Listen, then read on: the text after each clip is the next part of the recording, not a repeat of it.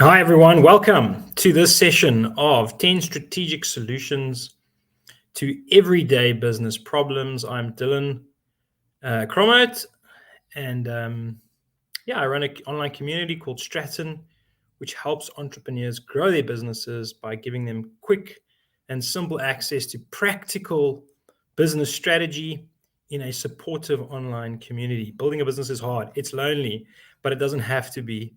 We're here to help you and help one another. So today I'm going to be looking at this problem which so many businesses face. And it's the problem. Our customers never pay on time. How many of you have struggled with that? Your customers just don't pay on time. How many of you have been that customer where you don't pay on time? I certainly have. And there seems to be this wrestle between customers and businesses, between, customers want to see how long they can push until they pay. And obviously businesses want customers to pay as quickly as possible. So there is this tug of war, and it's natural, but how can you as a business owner and as an entrepreneur kind of overcome that so that you can improve your cash flow and maintain your business growth? Cash flow is fundamental, obviously, to business growth and business effectiveness. It affects every single aspect of your business. So maintaining your cash flow and having a good cash flow and a predictable cash flow is vital. So let's get straight into it. If you guys want to say hi to me, please use the comment section. Say hi, ask comments, ask questions, make comments. I'd love to make it as interactive as possible. Maybe you can just kind of heads up. Are you running a business now? Are you wanting to start a business? Do you struggle with this problem? Let me know in the comment section. Okay. So again, my booklet, 3 Strategic Steps to Business Success, and mini course, you can get it at stratton.io when you sign up for a free for free for our community. You can join the Slack community and start engaging with me and other entrepreneurs to help grow your business. Okay. So, late customers. Even though we send out invoices to clients well in advance, they still do not pay on time, which affects our cash flow. Major problem. Okay, so here's the solution that most companies try to use. And that is, number one, usually to send out invoices very soon in the month so that customers have it well in advance. And then, of course, to badger their clients until they pay. Some companies even employ someone to deal with what they call debtors, right? And so they just contact them day in and day out, week in and week out, to get them to pay. And it's a bit of an unpleasant thing, to have to employ someone to badger your clients to pay. It's not great for morale, and it's not great for cash flow either. So how can one now overcome this? We're living in a new innovation age. Is there a way to overcome this? Well, it turns out there is.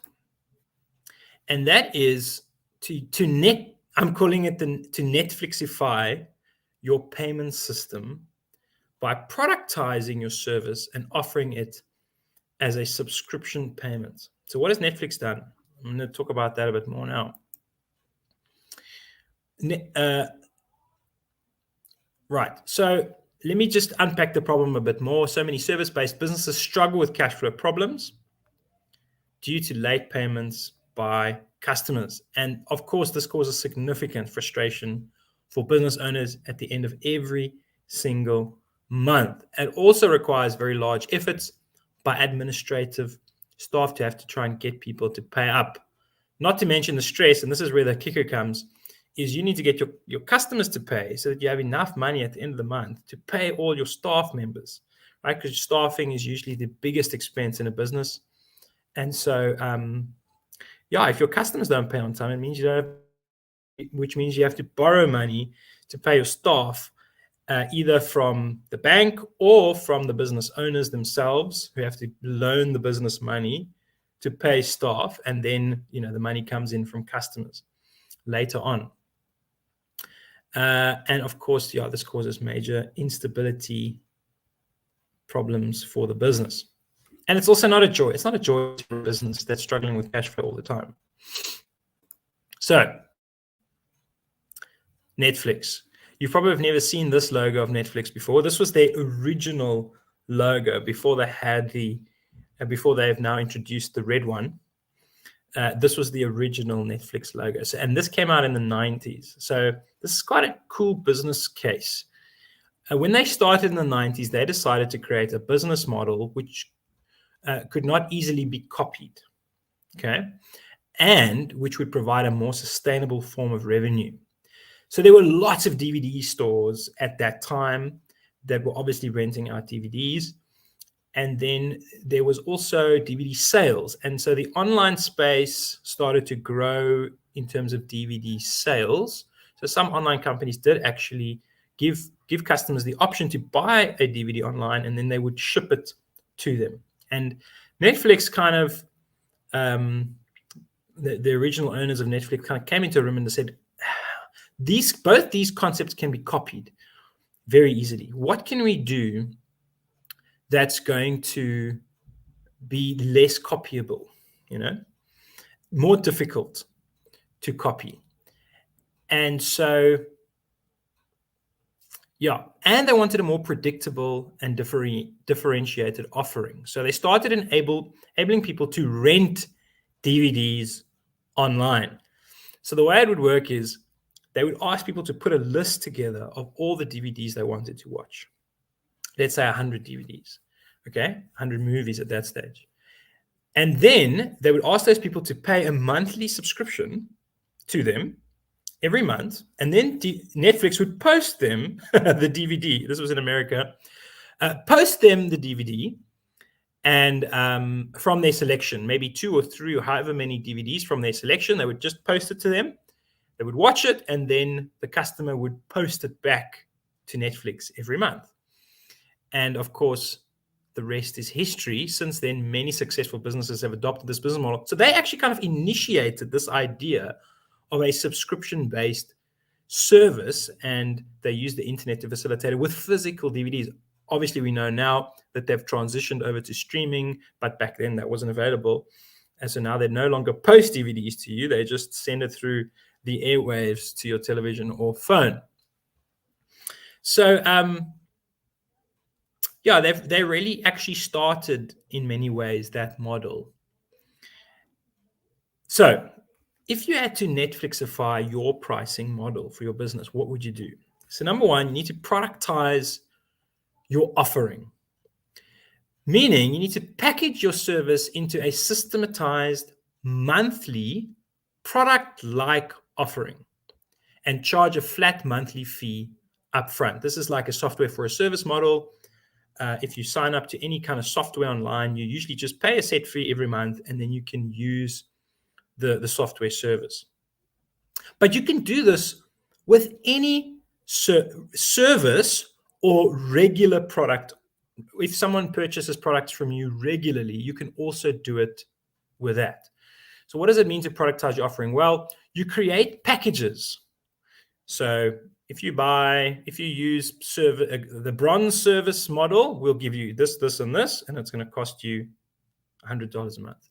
If you take this option with these services, it's going to cost you $200 a month, and so on. And then it's very easy. Then all the people do is they have to sign up. So they only technically pay. They only go through the administration of setting up the payment once, instead of having to constantly every month get an invoice from you and then go onto their bank and pay. That's also one of the reasons why people don't pay on time, is because it requires admin. They have to get onto their banking system, put in the right amount, check the invoice, and pay you.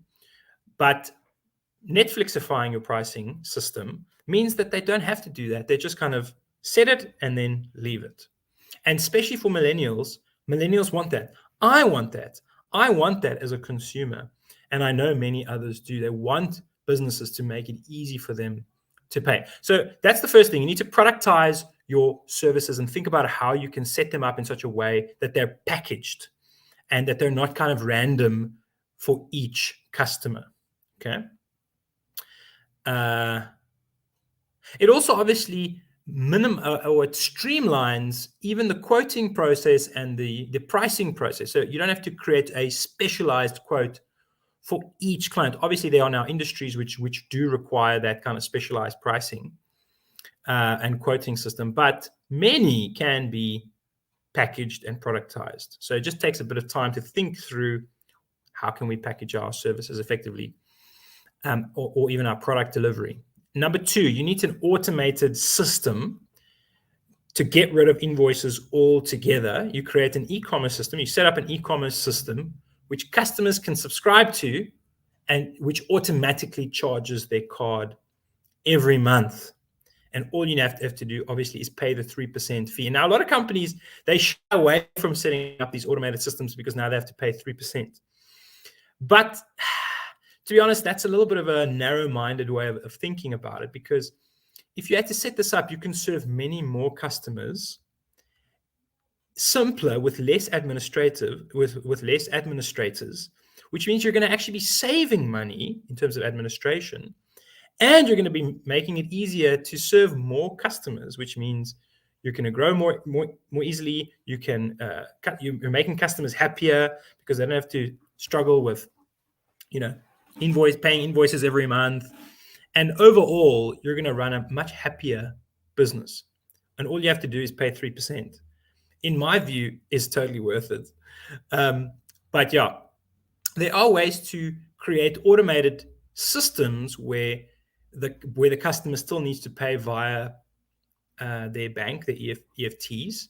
Then you would save that 3%, but then the customer still needs to pay. And I think if you're using large sums, if customers need to pay large sums, then you can set it up that way. And if they only have to pay maybe once every 3 months, once every 6 months, then I guess that's fine. But if they're paying every month a reasonable fee, $100, even $200, just pay the 3% and automate it and make it simple for yourself, your customers, your staff, and your business to grow. Okay. Then number 3, so productize your offerings. That's step 1. Step 2, automate payment collection by setting up an e-commerce system. And then step 3, now you need to transition your customers over onto this new system. And if customers are used to paying in a specific way, they're usually a little bit reluctant to move over to the new system. So you can reward them to get them over. So usually every year, most service-based companies, product-based companies, everyone increases their prices by a specific amount. SaaS companies. And what you can say to your existing customers is, listen, we're going to be increasing our prices soon, but if you move over to our new payment system, which automates everything for you, you set it and you don't have to worry about it again. You can cancel it anytime. You're in control. And we're going to tell you that we're going to give you a lock-in price. So the price that you have now is going to be a lock-in price for the next year, for the next 2 years, for the next 5 years, forever. You're going to always have this price. But if you choose to continue to use the manual EFT system, you're going to have to pay the new prices. And I think a lot of customers would be willing to do the admin that's required to set up that system if they know they're going to keep a locked-in lower price. I certainly would do that. Although I would set up a system like that even if I didn't have a lock-in price, but even more so. So that's the 3 steps to follow to Netflixify your pricing model for your business and really streamline it for yourself and your customers and enable your business to really take off, I would say, or at least put some systems in place to enable it to take off. Okay. So here's some questions. What do you do if your invoice is a little different every month? So maybe you're an accountant or a marketer or something like that. And every month your invoice is kind of like a little bit different to your client because you may be tracking hours or, different things are happening that month. So what do you do? How can you still automate your pricing, Netflixify your pricing in that scenario? Well, there is a way to do it. So what you do is you put set packages together, which clients need to pay using the subscription method. So you'll know what your packages are, and you'll tell clients, listen, we're doing this for you every month anyways. These are the things that differ, but these are the things that are standard that we do for you every single month without fail. We give you 5 hours of work doing this. So let's automate, let's package those 5 hours. So you're going to subscribe with our automated system to those 5 hours that you do take every single month without fail. For everything else, we're going to either send you an invoice or send you a link that you can use to pay that extra bit that you're using, that you may use each month. If you do use it, you'll use that link to pay extra. If you don't use that extra, let's say you use 4 hours of our time rather than 5, then it carries over. You're paying an automated system, but then it gets carried over to the next month. So you could tell customers, listen here, whatever you pay for, it's kind of like debited to your name, debited to your account. We're still going to give you those hours. We're just going to add it to next month's hours. So that's a good way to have that conversation with your customers, to put that system in place, and to, if you've got a good relationship with them, then they'd be willing, I'm sure, to know that you're not going to cheat them. You're not going to, steal that 1 hour that they've now paid extra for. So you can do that, or bill them if there's extra, to just bill them extra. So that's one way to do that one. What if your customers protest? That's the other question. Customers are always probably going to protest when you implement a system like this, but that doesn't mean that you shouldn't do it. It's your business, right? And you are the one that needs to run that business effectively month in and month out. You're the one that has to deal with the cash flow. You're the one that has to pay staff. It's your business. So you shouldn't base your decisions on customers not liking something because they're not used to it. Okay. Don't feel trapped or ensnared by what your customers do and don't like. It's your business, right? And so it's true that people like the freedom of being able to pay when they want to pay, and you're kind of going to be taking that away from them. And so they're going to protest. But this is why I shared earlier that idea of giving existing customers a choice with a reward, to say that in the next year, while we're transitioning over to our new system, we're still going to give you the option to pay by EFT, but you're going to pay at a higher price, at the new higher price. If you choose to sign up now with our automated pricing subscription system, you're going to lock in a lower price. In a year's time, you're going to have to, if you want to stay with us as a client, you're going to have to move over to this new system anyways, because we're going to be doing away with the old invoicing and EFT system completely. So rather do it now. And then it kind of gives them a sense of choice. It gives them a sense of choice. And you're not forcing them. You're not forcing them to do it now. You're giving them a choice, and you're rewarding them for that. So that gives them a bit of agency. Again, okay, so I see a question from Anita. How would one Netflixify niche training and in-person services when clients expect it for free? Wow, that's even worse. People want it for free, and and it's niche training and in-person services. So I guess if it's a once-off training, that's different. That's a different scenario. This type of business that I'm referring to is more where you have ongoing clients that you bill on a monthly basis, like chess coaching, accounting, marketing. If you're doing regular training, then for those clients, then I would say that, let me just bring up Anita's question here. Oops. So that everyone can see it. So if you're doing regular training for those customers, then I would say that you can implement a system like this. If it's a project base, like it's a once-off or it's happening over 6 months, maybe, then usually the way that works is that you would anyways get paid upfront for at least your deposit will be paid upfront for that training. So you wouldn't really struggle with late payments. Maybe at the end of the training, you may struggle. Once your project is over, you may struggle to get the last bit of it paid. And to overcome that, you could maybe have them pay you the full amount before you complete the last training, or you require full upfront payment before you even start the training. So that is one way to overcome that. But most customers will ask for most companies will ask for a 50% deposit and then 50% at the end. So yeah, that one doesn't really need to be Netflixified because it's project based.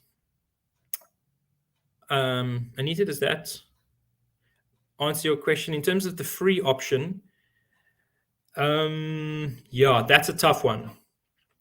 You could maybe break things down into, if people expect things to be free, I would say offering group training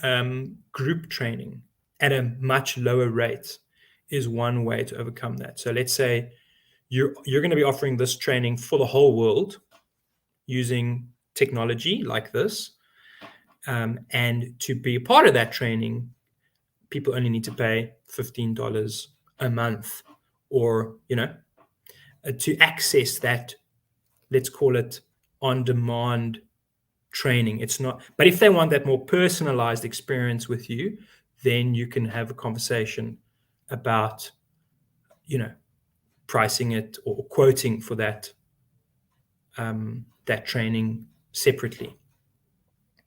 So that's one way actually to Netflixify your training that you want to do, and it's by starting actually with your product model, and it's to have a kind of a okay, cool. I'm glad that I'll just show that one. She says, thanks, it does. That group on-demand solution makes sense. Thanks. Cool. And actually, that's a good conversation to have on this stream, is that you can have a bit of both. It's okay to have both. It's good to have a product line, let's call it a product line, that is subscription based. That's kind of predictable. That's easy to systematize. That's easy to serve lots of customers. Okay, and then to have a more niche, privatized, specialized, customized offering for those who want that, and to bring as many people into your systematized subscription-based model, and then those who want, you kind of upscale them through conversation to that other. And then you have the best of both worlds. You have a stable cash flow from your productized offering, as well as big bulk money that comes in from those project-based. And then here's the kicker, actually. Here's the key thing. You build your business model and you build the sustainability of your business around the productized subscription-based offering. So all your staff, you don't pay your staff based on the project money that comes in. You pay your staff, you put your systems in place only based on that predictable income. This is the subscription-based one. And then all the project stuff is like extra bulk money that comes in and you can use as fillers or to pursue new ventures and projects for business savings and things like that. That doesn't go into the normal overhead of the business. That is a very wise, a very stable, and very healthy way to grow your business. Cool. Thanks for those questions, Anita. Those are actually very helpful for this conversation. Are there any other questions from anyone? Please pop them into the comment section and we will answer them. Let's see what's next here. Okay, that's it for my presentation, actually. That's what I wanted to chat about today. Just a reminder again, Stratton is the growing online business growth community where you can learn practical business strategy in a supportive space. That's really my goal, is to make a home, an online home for all entrepreneurs, everyone who wants to build something, whether it's a business, a service, a product idea that they have, an NGO they want to start, something they want to build. If you want to build something, it can be a lonely journey. It can be a really tough journey, but it doesn't have to be. And that's what the Stratton community is all about, making it fun, right? Making it fun to build something and to do it together. So join. You can go to stratton.io and join for free. Thanks everyone for joining, and I'll see you tomorrow. Bye.